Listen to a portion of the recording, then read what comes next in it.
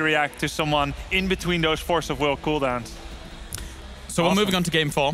It's going to be Cursed Hollow. And now we're at a bit of a shift here in the tournament because Team Dignitas is one game away from putting both European teams in the upper bracket final. Yeah. Which guarantees the top 2 spot in the tournament. Which guarantees at least one of the European teams, well actually it guarantees 2 European teams in the top 3. 2 in the top 3, 1 in the top 2. Which is... And half in the top 1. I mean, if you kind of... All right, then. Math on stream. let's push him away. So overall, this is... If Dignitas is able to accomplish this victory here, going in to draft number 4, as we go on to Cursed Hollow 2-1 currently for Team Dignitas, then that really does set a precedence going into the next couple of days. Yeah, it definitely would. And already at this point, with the 2-1 lead for Dignitas, Black is definitely feeling the heat at this point. Yeah. Having to win 2 in a row and then also at least 1 point relying on your opponent making the choice of first pick or map choice, that's a huge problem. So I mean, we've seen Black with a couple of very weird scenarios in the group stage already, and we're talking about it. Just think about how they feel right now. They're used to going to these tournaments as the Korean overlords that dominate everything. Everybody's looking up to them. Everybody's trying to adapt to them. Now they are all of a sudden the ones that have to adapt. And they are probably having flashbacks right now to what happened at BlizzCon. Yeah. Yeah, I would say so, where they lost 1-3 to Fnatic, another European team. A very sore memory. They wanted to get back at Fnatic. But if they want to make it to that winner bracket finals, Dignitas thoroughly blocking their way for now. In terms of the draft, not really surprised with how it opens. Bakery played out of his freaking mind last game, and he immediately gets outbanned from the Uther. Dignitas removes the Abathur, no surprise at all. And Black had an instrumental victory in game 2 with the Haka. They pick it up fast. It's a pretty traditional opening here. We've been talking about the Nubarak Mouth as an opening for Dignitas. In this case, the Nubarak Genji that we've seen before is being taken now as well. So when it circles around the first pick for the teams, we on most maps have roughly the same pattern. The involvement rate of a few of the heroes is very high, and it's just basically a question, how do you branch out after that? Yeah. And that's the identity of this tournament. A few usual suspects with a lot of nuance in the second pick phase of the first pick guy, the MVP Black, and the ban phase and anything that comes after that. And truly, I think the teams are so evenly skilled that the draft really is half the game. Like, I can imagine there's people cheering right here for what kind of picks are coming down for both teams, just like any good move in the game would be applauded. Yeah, and when it comes to picks, there's still a few teams that try to break a few of the things that we have seen. For example, all of a sudden, someone like Fnatic bringing Falstad back twice, which we haven't seen before that at all in the tournament, basically, because everybody's saying, hey, there's so much dive into the backline, Falstad has a rough time surviving here. But Black at this point goes into the Tassadar, has the Greymane, so we are once again going to see a hyper carry here, supported by 2 supports, and Dignitas knows that now early on and can adjust. Yeah, and that pick I find a little bit weird. Usually when you do this kind of Tassadar Greymane, you have a different first pick. So when you have the Haka already as your off tank and you commit to the Tassadar Greymane, you still need a main tank and you still need a support. So essentially your composition, I don't think it has any more secrets. You know, it's pretty much what you see right here. So I find that a little bit interesting. Because you expect double warrior, double support, and your only damage is Greymane. It's already all on the table, right? Yeah, exactly. So Dignitas must be feeling very comfortable. They just ban whatever warrior they think is most disruptive, stealing bosses, locking off choke points, Interior, and empowering the Greymane, and that's pretty much it. Yeah, and I think one of the biggest strengths of the Tassadar is the ability to kind of flex into the Tracer or flex into the Vala, something that has a bigger hypercarry threat than a Greymane. So, question, what if Black just says, no main tank, we're not going to go for the full 5-on-5, we're going to just buzz around the map with the Haka, pick up Tracer and a second support? Yeah, I would actually like if they did something like that. I think that's a really good adaptation to the draft, but I'm a little skeptical as to whether or not they'll actually commit to solo tank the Haka. Yeah, me too, because how are you actually going to split that, especially at the beginning of the game? You're running into huge problems then. For laning, yeah. For laning, it's really shit. It's really risky when you do that, so If Black is desperate, I could see it, but to be honest, I don't think they were going to run a gamble like this if they're already a map down. I could have seen that if they are ahead, for example. I'm just trying to identify whatever surprise could be coming, because the idea that's being sold here is very obvious. It's going to be something like Muradin in the front, with probably Karazim or Rhaegar as the backup support, and that's it. What you see is what you get. And just try to win with a split soak Dahaka. And Dignitas has basically done what we expected, at least with the Malfurion pickup. They had the chance to go for the support. We know that they favor Malfurion highly together with the Uther, and they have again the Illidan. And for Black, as we said, this is gonna be rough. Yeah, Azalea is showing that Illidan is his consistent third pick there. Once the Haka and Arthas are not available, defaulting to the Illidan yet again. I mean, with the Illidan pickup, though, I think a Tracer pick is more likely, just because of how Tracer can naturally kite Illidan forever. But ooh, I don't know. I'm not liking this draft too much for MVP. If they went Tracer, you're saying they can consistently kite Illidan, but Illidan and Genji trying to get onto her? I think it's very threatening. It definitely is, and they go with the Varian Brightwing last pick. Brightwing does give a little bit of extra control against the Illidan, adds the extra bit of global as well, so now you're running double global. I have to admit that I like the Varian over the Muradin that we discussed. I think Varian is better in that sense. With a Brightwing, they have now also a bit more control with a Polymorph in particular over any kind of melee assassin that they're trying to lock down. So there's definitely some changes here that we have. Then again, when it comes to the bursty damage to drop a target after a taunt, for example, not quite sure. If they don't get the kill on it, then they have a problem, I feel. Varian also makes sense because it's triple assassin again. He wants to be able to stay alive. Oh, so it's going to be Mene on Falstad. Do like that pickup there. I was a little bit worried about them just getting out globaled. Looks like they were too. Illidan, the only pseudo global, doesn't activate until 10, and you're up against 2. So it does make sense that they would pick up one more global to match. We're in this weird world where Europe has hidden Falstad until the brackets. That's a bit. Yeah. It's not exactly. Yeah, pretty much, because we've been analyzing the group stage, and every time the one team has Genji, we say, okay, the other cannot take Falstad now, especially if it's Genji Abathur. That still has proven to be true so far. We have not yet seen Falstad against a Genji, as far as I can recall. Fnatic ran Falstad twice, but they had the Genji themselves, or they banned it. So, yeah, Falstad is coming out. No more Genji to hunt him on the map. Yeah. And we also said during the entire group phase that teams are not showing everything, so they're holding a few things back. And especially with Fnatic showing global strategies, with now all of a sudden on a map like Cursed Hollow, a bit more map control being gained by Dignitas picking into a Falstad. I think it just caters to all of the teams that are now in this bracket, especially in the winner bracket, trying to hide a few things. Time for predictions, Galdo. They are going to go for the 3-1. This is going to be a victory for Dignitas. That way? Yeah, what he said. Yeah, what he said. Van? Yeah, I mean, every time I bet against Dignitas when they have comfort pick, even if I think the other side has a good draft, it's just never bet against Dignitas when they have a comfort pick. I'm going with Dignitas. I want to jump on that real quickly. I learned that lesson in the last regional finals because every single time I bet against Dignitas, I crash and burn. So I feel you. You could have just done what Grubby did. You could have just gone, what he said. Yeah, that's pretty good. Point on the other one. What do you think, Lars? What he said? Yeah, what he said. Yeah, okay, so the chat is also like, yeah, what they said.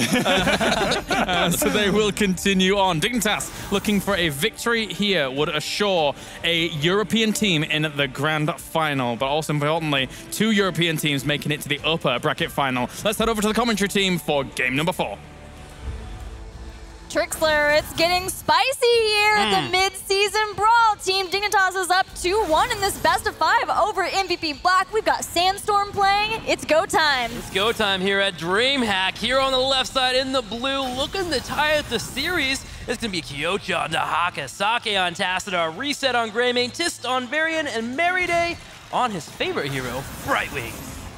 And in the red, JP playing a new Barak Snitch, playing Genji Zalia on Illidan, Bakery playing Malfurion, and Mene playing Falstad. They are Team Dignitas. Dignitas stacking 4 here on the top, heading in, looking for those early turrets. Can MVP Black match them in time? The pushing pressure here for Dignitas is quite scary and can burn down a turret quickly, and then your Falstad just rotates to the middle lane. MVP Blackfield, they have a good rotation from themselves. Look, they've put 4 people in the middle, so if this does occur, they can answer back and move in for their own turrets. And Dahaka is here, but Hasbro gets caught by Roots, but should be just fine, even tapping well. So now the race begins. MVP Black getting to the towers, not having anyone slow them down, quickly take out both towers and the gate. How far does this game of chicken go? MVP Black definitely has the advantage here with that gray main, that early game way too strong. You start burning down those turrets, and yeah, look at it here. They're already on top of the fort. Falstad will be forced to rotate down, which means that MVP Black is going to be in a spot where they definitely have the lead here. In fact, they may just decide to go ahead and go on the fort, and they get it low here for the next 50 seconds. Now, JPL moving in for the rotation. His target here is Brightwing. Tassadar should be able to division shift away, and he does. Sake was firing his laser on that fort for a long time. All of MVP Black realized the rotation from Dignitas was coming in time, and they make it out, even putting on the counter aggression toward Snitch here in the mid. MVP Black is soaking all of the lanes, as is Team Dignitas. I like MVP Black's strategy here of just pushing in that middle lane. They know that they have the better global pressure here. Even with the Varian being on the field, their early game is much better than Team Dignitas because of Illidan and him having to rev up towards that level 10. Illidan's kind of forced to sit in the bottom lane and maybe go Merc here and there, which he should be doing in the next 30 seconds. So Falstad will have to consistently be in a spot where he can rotate in, but not really do too much as Dahaka is pushing in that top lane. But if MVP Black keeps the members of Dignitas here in the mid that they've been able to do, then nobody can go and relieve Illidan so that he could feel okay with going in Merc unless he can push up the wave. And since he has done that, he is going to start heading up to the Giants. So now we just see who or where the first tribute will spawn. I like this. Dignitas realizes they got Greymane low on health, so they shouldn't have to deal with any pressure coming their way in the middle lane. So they put multiple people here on the right side to burn down these Giants as quickly as possible so they can get back to lanes. They don't have to worry about a rotation coming in and killing out the fort. And then from there, they can rotate as needed to move in for the tribute. And luckily for MVP Black, they'll have that top lane pushing here, which is great for them because they have Dahaka there, which can show up faster than Falstad.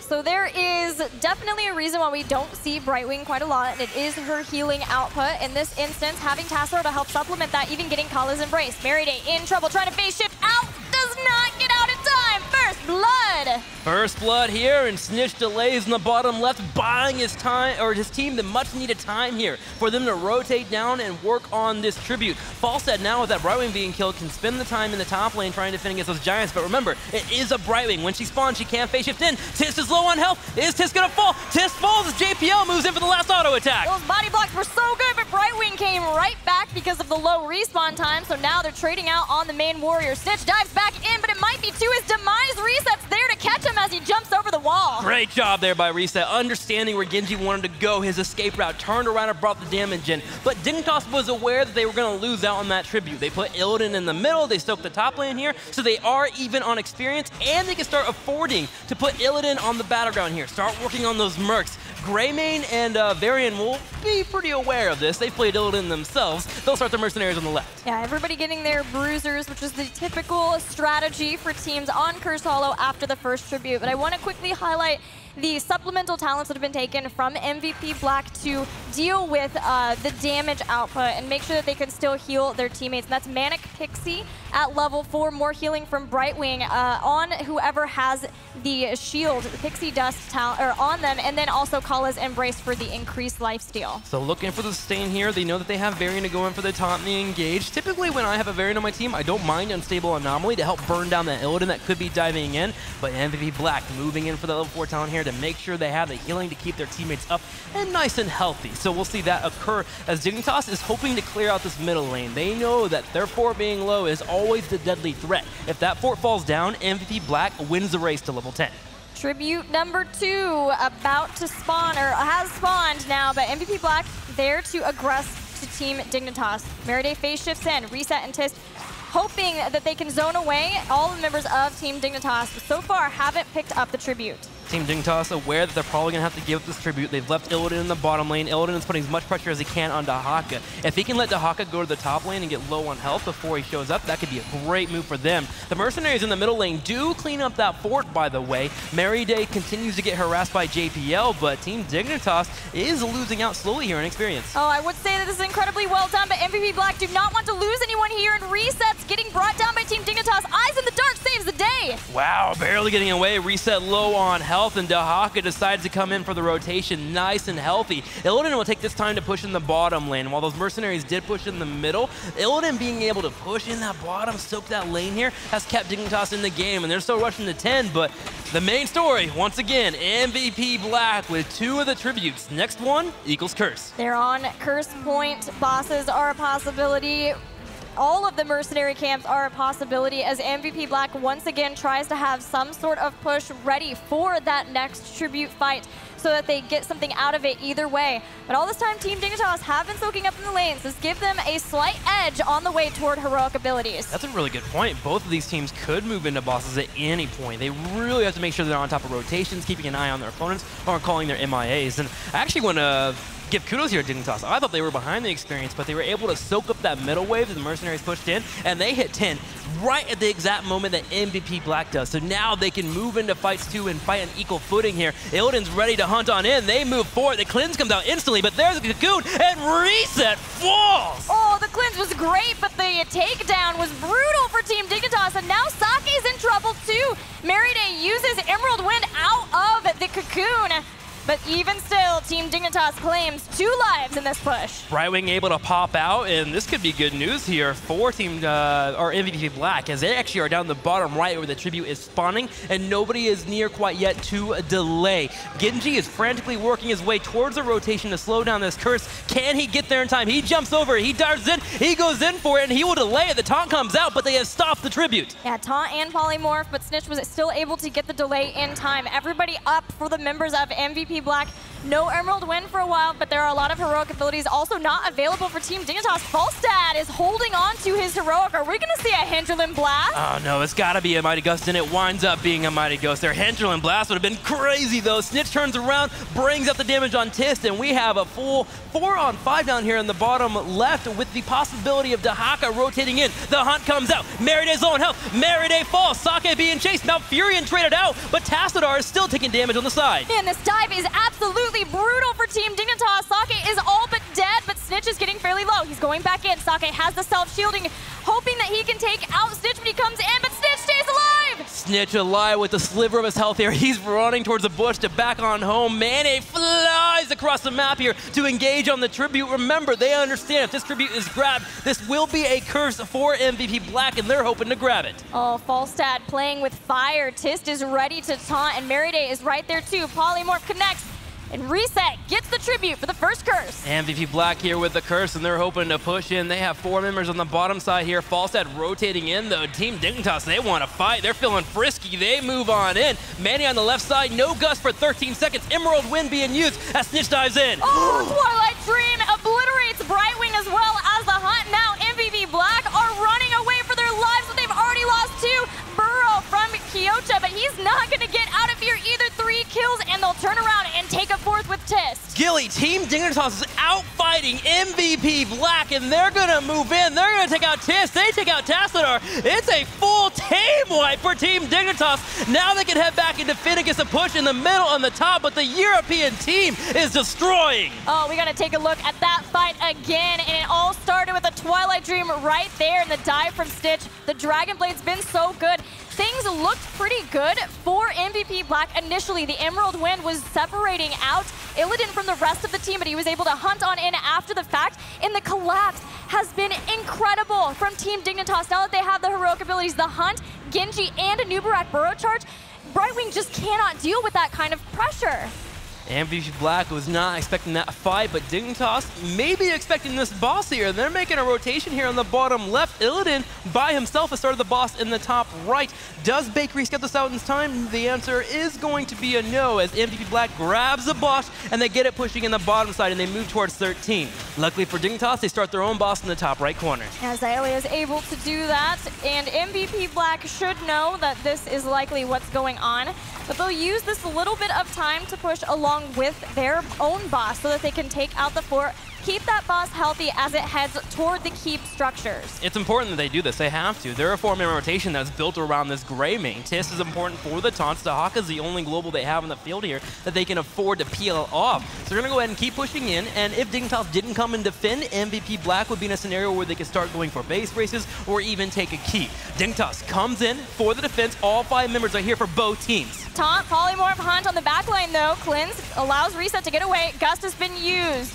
Dragon Blade has too, so a lot of heroic abilities used on either side. No kills. Big play there for Tis. Anubarak, yeah. Yeah, he came in with the taunt. He stopped the Anubarak underneath the boss. The boss stunned Anubarak, and they were able to kill it off. MVP Black getting in a great spot, but Dignitas with the solid defense. They're able to defend against that push coming their way, and their boss is knocking on the front door of MVP Black. And Anubarak blew up so fast, the bug got squashed by the bot. I didn't even see it. MVP Black fighting back in this game, but still, the story of the game, 11 kills to 4, and whether MVP Black can get a pick off before Team Dignitas decides to dive together really comes down to who is separating whom out in fights, whether it's the Emerald Wind, whether it's the Mighty Gust. If you're an MVP Black fan, you're actually in a pretty good spot right now. With no tributes on the field, no bosses being available, there's no real major reason for them to force a fight in this top right corner. They can give away this tribute. In fact, they should. MVP Black should take the time here to move towards level 16 to be on equal footing. They're actually starting to group up in the bottom right corner, which is leading me to believe that if they spout too many people on the top side, they want to move in and put pressure on the keep. But with Malfurion and Genji in the top left, they decide to go ahead and pull on back. All of Team Dignitas staying safe, pushing along with the mercenary camp in mid, using the time that they have this 16 advantage. Hunt. I'm sorry, this Genji actually moved to the top left corner. I just saw him jump across the screen. He went on top of Dahaka on the top left. Scared me there for a second. Man, I love me some Hunts. I know, right? The Genji and the Hunt. All of a sudden, you've got 2 people on top of you. You better hope that you are not Brightwing. Well, Brightwing playing safe by her teammates, just hugging everyone that she can. Those big, beefy warriors, very important for Brightwing, while Dignitas sets up a push in the top lane. This is actually a really solid maneuver. You're not going to get too much off of the keep, but what you're doing is bringing all the attention of Black to that top left corner. So if the next tribute spawns up, you can rotate to it, and you can also take the fort in the middle. They grab it. This is perfect macro play from Dignitas. Yeah, they are manipulating the positioning of MVP Black. Tis gets taken for a ride now. Zalia throwing out some damage, but the rest of MVP Black is here and ready to fight. They have their 16. 16 is here. Black itching for a fight. The Hunt comes out. Cleanse instantly hits here. Cocoon being used on the left side. We're going to have the gray main focus down, and Reset just falls. Multiple member hit by Twilight Dream. Manny bring out the Mighty Guts just to make sure no teammates get focused down. Kyocha on the back left, hoping to retreat. Yeah, the Twilight Dream almost was the end of more members of MVP Black, but the Gust coming out at the same time. Even still, Team Dignitas get that first kill. They had a lot of things going for them in that fight, and taking out Greymane is so crucial to them because now they have gotten another tribute. They are looking at a curse of their own. Yeah, slight mistake there by Falstad. Could have maybe gotten more in the kills, but Dignitas still, as you mentioned, grabbed the tribute and are set up for the next curse. MVP Black will be up in time to defend against that curse, and they will have to do so. Giving it away here against the multiple globals available for Dignitas could be death-ending for them. Got bosses happening in about 1:30, so we will have another tribute on the board. Can MVP Black stop Team Dignitas from getting a curse?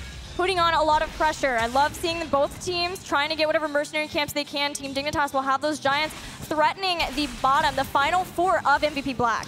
And this is scary for MVP Black. If they lose multiple members here, Dignitas can set up for a boss play into a curse into a push, and that will be devastating. MVP Black starts to go for the engage. Tist leads the charge, checking the bush here. Phase shift popped out, a new rack looked at, and Reset comes in, but the Mighty Gust was perfect to save Dignitas' new rack from falling. It did save a new rack from falling, but MVP Black also stopped Team Dignitas from getting isolation. Has hit a new rack. Now Bakery comes out of Ice Block with Twilight Dream. All of the members getting really low. JPL on one side, Reset on the other, but it's Snitch who gets 1 kill and a second. Snitch is popping off, and he's looking for extra kills. He turns around, standstills, and auto-attacks Sake. He gets low on health. Tist here will attempt to retreat, but he's being locked down by Zalia. Snitch looking for more damage as well, but Mane with the big flank is coming around from the left side. The pincer attacking is real. Varian's already taken down. 4 down. Tassadar, there's only Meriday left. They're going to get the tribute. If they're going to get this kill on Meriday, they will wipe MVP Black. Oh my, 5 kills once again for Dignitas. They instantly turn around and start heading towards the bottom lane. They decide to move in for the boss play. They will grab one. Maybe should peel off one more member to start grabbing that tribute, but they have a massive power play for this moment here. Can they walk away with a 3-1 over MVP Black? It would be Team Dignitas' first victory over MVP Black. They are making all the right calls. They send Falstad back to keep an eye on the tribute from Dahaka, but they have time trying to get their level 20 Storm Talents, trying to get a push too with these Giants. God, this is so darn pretty, man. They are setting up to grab the Mercenaries in the middle, grab the boss in the bottom left, get level 20, and have the curse. They are just piling everything they can on top of MVP Black to secure the victory. 19 3/4. Here we go. We're going to have our team pushing in the bottom left. MVP Black is set up to defend. Team Dignitas are so close to a victory, they can taste it here. 20, all but secured, boss and a curse at the same time toward the keep of MVP Black. Illidan in the middle, getting level 20. He has nowhere to hide here. We go in. Big explosion happening here on the left. Massive Twilight Dream. Kyocha low on health. Snitch taking the dragon and slaying folks. Sake falls as well. Kyocha getting low. He is not only low, he is out. Team Dignitas with their dive comp and Twilight Dream have taken out 3 members so far. There's only 2 left. Dignitas moving toward the core. They have 20.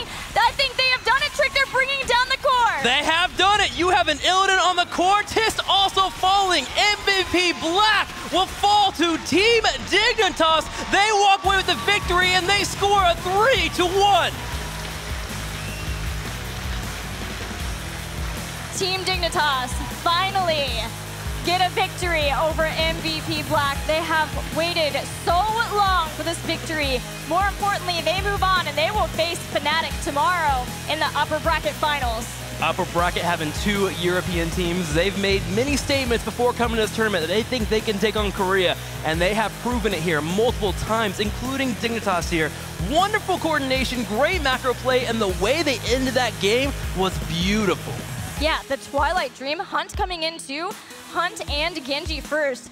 And then Twilight Dream just to make sure that there's no way to get away from the onslaught that Team Dignitas was dishing out at the end. Wonderfully done. Well, MVP Black can make it in the lower bracket here, and they could have their revenge later on, but for now, we celebrate Dignitas' victory. Let's go over to the analysts to get their thoughts on that game. That's right, and that confirms it now. We have a Europe versus Europe upper bracket finals. That has got to feel amazing for Team Dignitas, Kaldor. Well, Bliss Heroes, welcome your European overlords. 2 EU teams in the top 3. I'm okay with that. Hey, it's not over until it's over, Kaldor. Hey, even if they steal the #1 spot, I don't care. That's two EU teams in the top 3. I'm absolutely okay with that, no matter who takes the title. Yeah, not too bad there. But overall, Grubby, they played that map very meticulously and well. So beautiful. It's so cool when they flip the switch and they're like, the Hunt, bolt in, Twilight Dream, and everything just comes in Dragon Blade. I think I'm going to roleplay a little bit more later when I get to it. Yeah, it was just awesome. Like, it's so fast. Like, coordination and, just team play and the combos have improved so much in just a year. Yes. It's amazing. Europe has gone up a lot, and it's made all the more impressive by Korea's extensive repertoire of winning games in esports. And there was even, amazing moments like being able to stall out once you get that boss, wait for as long as possible before you capture the boss, the curse, get as much towards level 20 as possible, Fan. Just playing it out very, very thorough. Yeah, Dignitas just straight up outplayed MVP Black that game, plain and simple. They were pretty much outplaying them at every turn. Like Grubby said, every single fight, like clockwork, after level 10, they would just be, they cocoon either the Brightwing or someone else, and then hunt someone else if the Brightwing is cocooned. No cleanse, no way to save that hunt target. Hunt double stun from the Anubrak, and then Bakery just walks in because it's a 5v4, it gets a huge silence. Every single fight, just like clockwork, they executed it, and MVP Black's comp couldn't deal with it. There was nothing they could do. So I actually do have a replay here. This was one of the turning points of this game. If we could just pause right here. So I think this was one of the only win conditions MVP Black had. They did get the first curse. You saw that the composition Team Dignitas was running, they were struggling in the early game to get the tributes.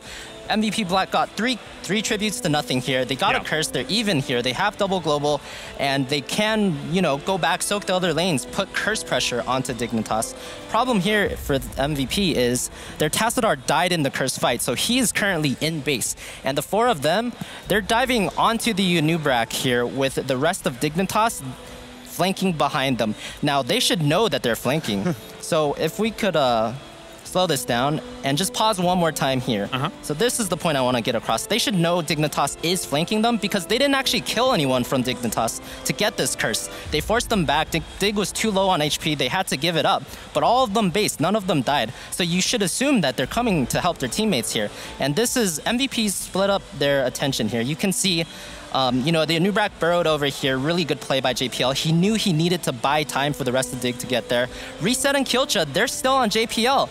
But there's miscommunication. Tist was here, he was mounted. He could have gotten to JPL, he could have taunted him, polyed him, and killed him and made it a 4v4. But instead, he went on Xaylia. So you have a 2-2 split here. Xaylia gets evasion off before the taunt, takes virtually no damage. JPL takes no damage because there's only 2 people chasing him.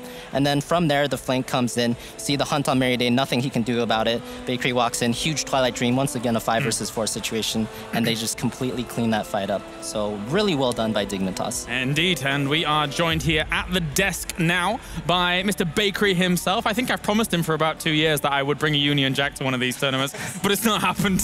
So maybe one day, Bakery. So firstly, congratulations for your victory over MVP Black. And I want to ask to start off, how did Dignitas initially approach this? How did you feel coming in and being able to defeat MVP Black? I think we were relatively confident. The thing is that we know we are one of the strongest teams here, and we know that MVP Black has a history of winning. Yeah. But their meta coming into the tournament just really wasn't up to scratch.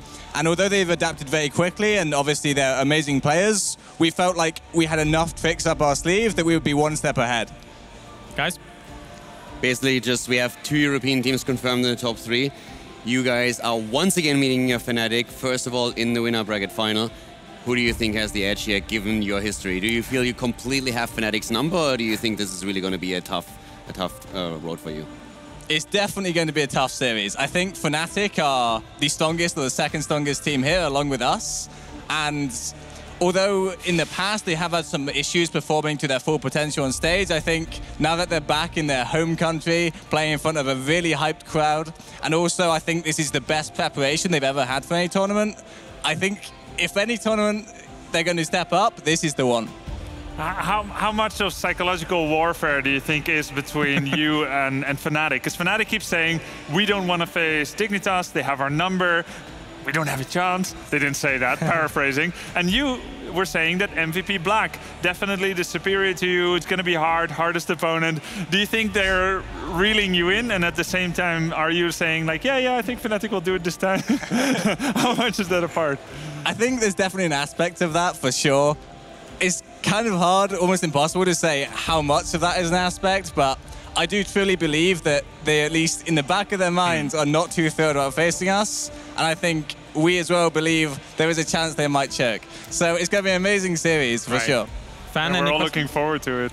I mean, just looking at the drafts here, I've noticed a lot of the Asian teams, including the Koreans, they give you all, or if not most of your comfort picks. You know, they give JPL his Anubrak or his Stitches. They give you your Malfurion, Snitch, the Greymane, or the Genji. You know, just you always end up on these comfort comps, and Dig performs when they're on comfort. So do you think Fnatic will be the same way, or how do you feel about that? I'm honestly not sure what to expect from Fnatic right now. Tonight we're going to go away, look at what they've played in the tournament, and try and work out what we can do tomorrow. I think if anyone is going to start banning our comfort picks, it will be Fnatic. So final question. Obviously, Team Dignitas for the longest time, and especially yourself, when we speak to you, you've always aimed for a international tournament win, like a world tournament win. Is this the tournament where Dignitas can do it with this roster, with this lineup? This is definitely the strongest lineup we've ever had. This is the strongest we've ever been in comparison to international competition. I think there's a fantastic chance for either us or Fnatic to take this tournament. All right, well, thank you very much, Bakery, and good luck moving into your next matches. Let's check in with the bracket and see exactly what has gone down today. And what a day it has been, as we had 4 series happen throughout all of this. The 2 lower bracket series with, unfortunately, Nomia and Tempo Storm were eliminated.